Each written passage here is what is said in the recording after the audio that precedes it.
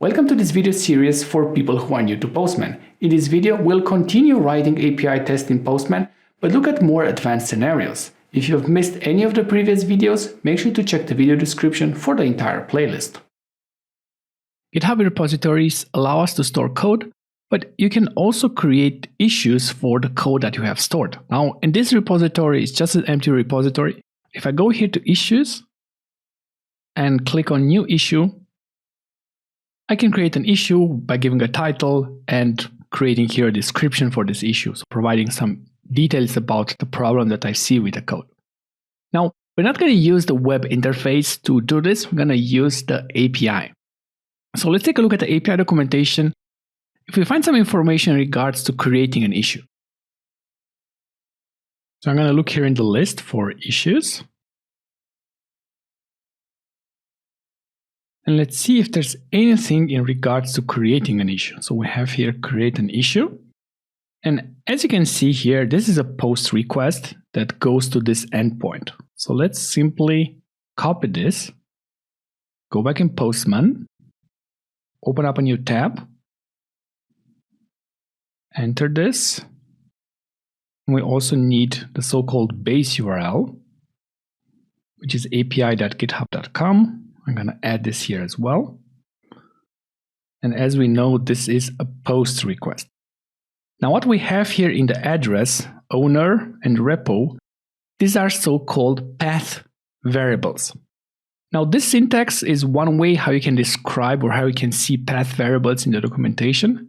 You can also see them as a column and then a name, and another column here and another name. So this URL has two path variables. Essentially, these are two variables that we need to provide to this address, otherwise this will not work properly. So the owner, this is the owner of the account. In my case, my GitHub username is vdespa, so I'm going to write this here. And the repository name is the one I've shown you here previously, and it's this one created from Postman. And I'm going to paste it here. What I can also do is to go ahead and save this request in the GitHub collection.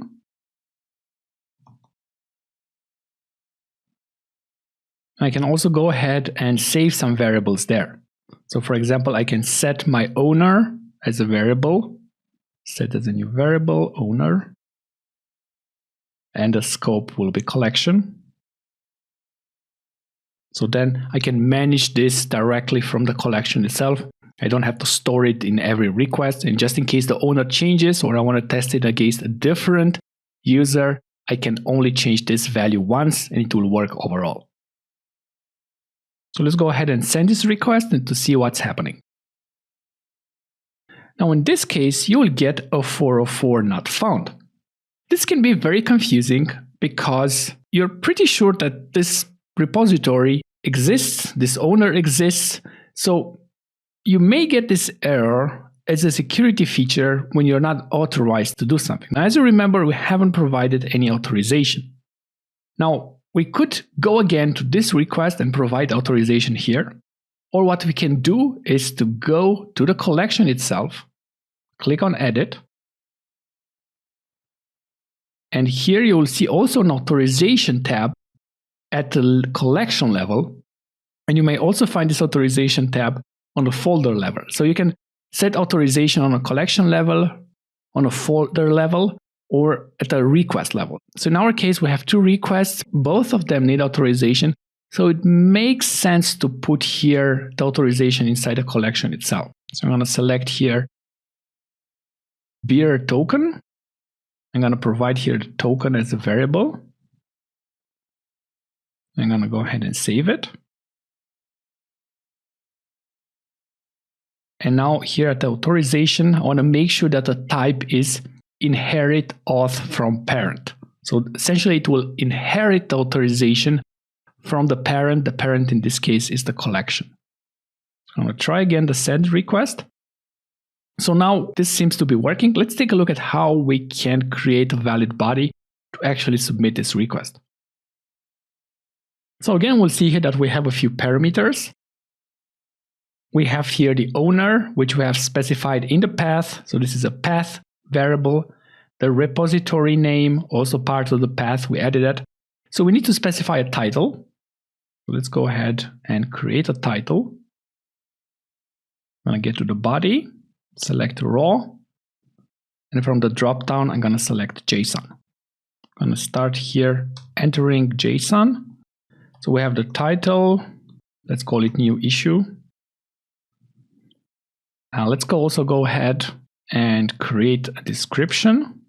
So let's see in the API documentation, what is the parameter for description. We always have to check the API documentation to figure out which parameters are accepted.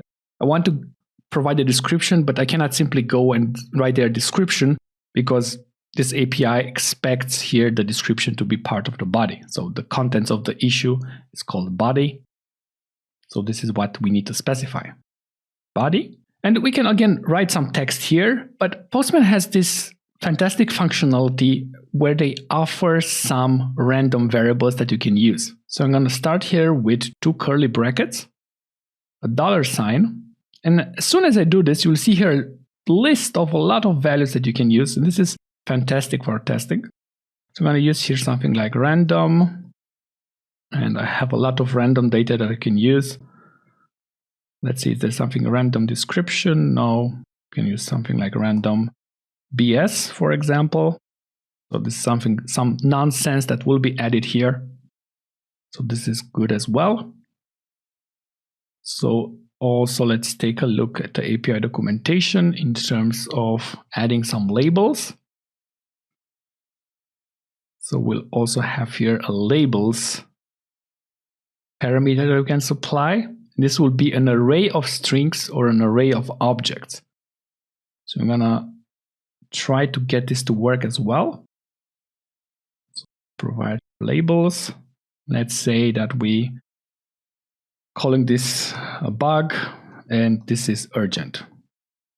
So what we've did here with these square brackets is we have created a list or an array, and this array contains 2 elements. Both of them are strings.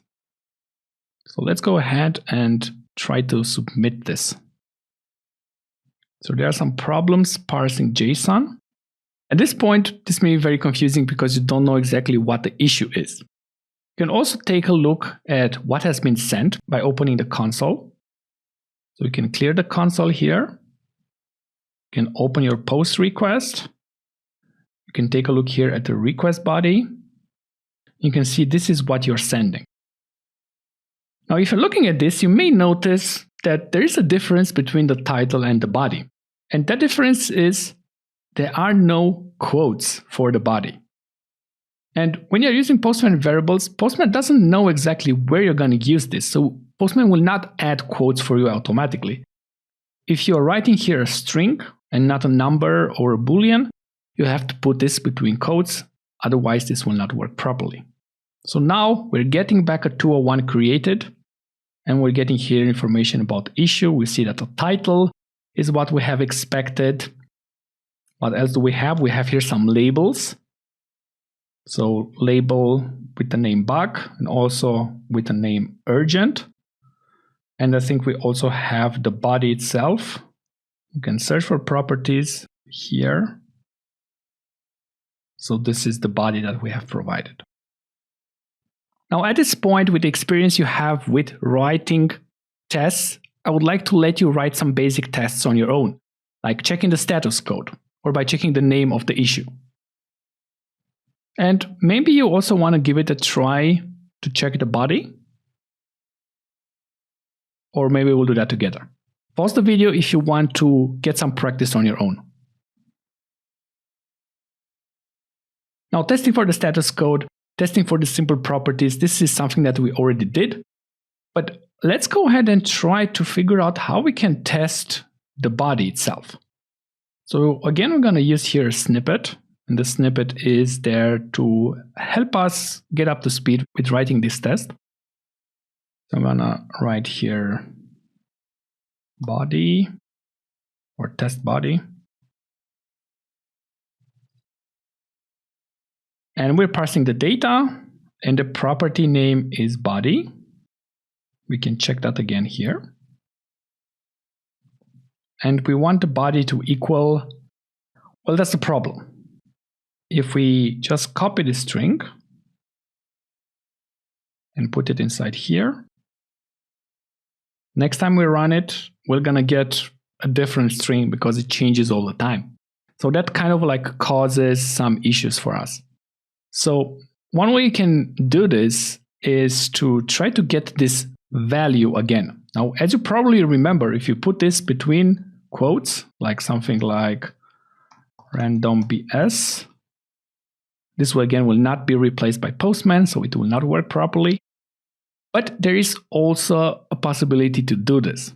So we cannot use in this case pm.collection variables because this is not a collection variable, not sort of like a standard Postman variable that we can use. What we can do in this case is use pm.variables.replaceIn. And essentially in replaceIn, we're going to provide this as a value. So this is like one of the rare cases where you can use curly brackets inside a script, but only with pm.variables replaceIn. So what you're noticing here again is that this variable changes all the time. So even if we're calling the exact same variable here in the body, and this is absolutely the same as here, if we call it 2 times, we're going to get a different value each time. So again, this makes our testing scenario not so good because we're going to get different data, so this test will be failing. In this situation, we have to go back to defining a variable in the pre-request script. So I'm going to simply copy this from here. Go to a pre-request script, define another variable. Let's call it issue body. And then we can use pm.collectionVariables.set. We can set here a variable called issue body. And the value will be issue body.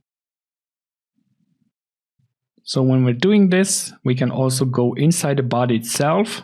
I'm going to remove the $sign. I'm going to only use issue body. Inside the tests, we're going to write here something like pm.collectionVariables.get. I'm going to specify the name of the variable, which is issue body. So this is when this test will pass because we have the same value. It's the same value that we have used in the test. It's also the same value you have used in the body. Now let's take a look at the response data. And you probably have noticed here some data structures which may look a bit weird. Especially here at the labels, you may notice these brackets. We have here again a list of issues. The idea is like, how can we get to these issues? How can we check that we have really created an issue called bug and we have really created an issue called urgent? Writing assertions using these complex responses is not easy. So let me show you how you can do this. First of all, we have to identify where we are. And whenever we are unsure about the data structure, it is best to do the following. So I'm going to use here console.log to take a look at the response. And I'm going to use this variable JSON data. I'm going to open here the console, clear it, ensure that you can still see the code, click on send. And you'll see here a reference error, JSON data is not defined. And this is one of the things where you're looking like, what do you mean it's not defined? I have just defined it here. Well, the thing is, everything that you define inside this callback function is only available inside that function. So if you want to use it somewhere else, we have to move it from here. So I'm going to simply cut it from here and paste it at this level where it is outside of the pm.test function. And this will still make it available for the pm.test, absolutely no issues, but it will also make it available for console.log. So as you will see here, we're going to get here the entire response object, which can be quite large. So I'm going to write here something like JSON data dot labels.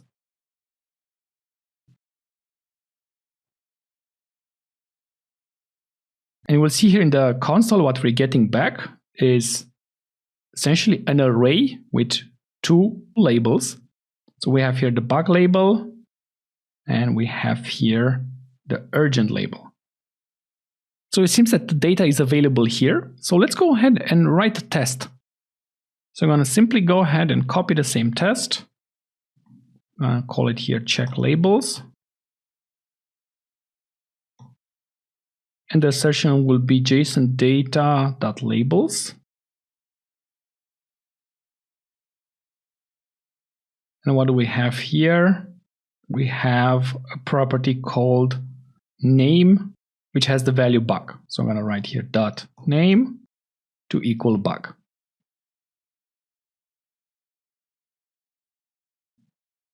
Let's run it. We're looking at the test results. We'll see here expected undefined to deeply equal bug. When you're getting something like this, you have to go back to using the console to understand the data structure.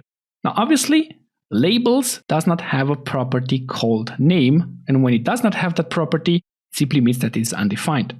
So undefined will not equal bug. So the path that we have here to this name variable is not the correct one. It's not what we need to provide. And as you can see here, this is not an object with properties. This is an array containing objects. And arrays have these keys, and you'll notice here 0 and 1. And in order to access a specific value from that array, you need to specify the key, at least in a very basic scenario. So for example, if I want to access the first object in the array, I'll have to put here between brackets 0, which is the first element from the array. In computer science, we always count from 0. We don't start with 1. So this is why the first element is 0. I'm going to clear the console. And you will see here now we're getting to this value here. So we are having some information. We're seeing here the name. So we can write here dot name. And we'll get access to this property. And we'll see here the value bug. So when you see it in the console, it means that we have the right value. If we don't see it in the console, it means that the path that we have created is not a valid one. So I'm going to replace this here, JSON data.labels, first element, .name to equal bug. Probably bug needs to be in lowercase. And then the test is passing. The same goes with the other property, absolutely the same idea. Now this test itself is not very stable because if we change the order how we create the labels, this test itself will fail because we'll have on the first position urgent or whatever else we have, and bug will no longer be on the first position. So this is something you need to consider when you're writing this test. If you have here hard-coded values, this may fail if something changes in the response, and you may not want to have that, but at least now for beginning with this, it's totally fine to use it like this. It's more important to understand the kind of data structures you're facing with. Additionally, there's also a different way on how you can access object properties. So far, we have used the dot notation, but you can replace the dot notation also with brackets.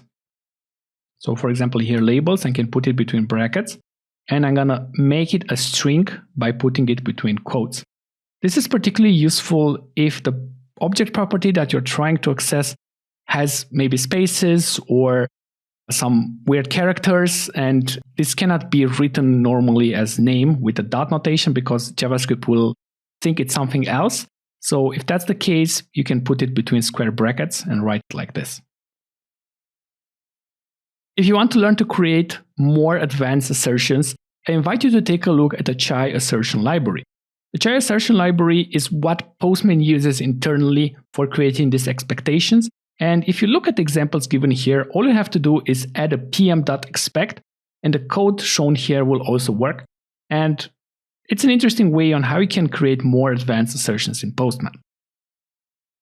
So in this video, we have covered more advanced assertions involving objects and arrays, and we have looked into using console log to try to understand the structure of the response. What we have covered here are just some of the most common use cases, but there is much more to learn. If the APIs you are using have more complex responses, you may need to learn a bit more about working with arrays and objects in JavaScript. Check the video description for other resources as well as some troubleshooting tips.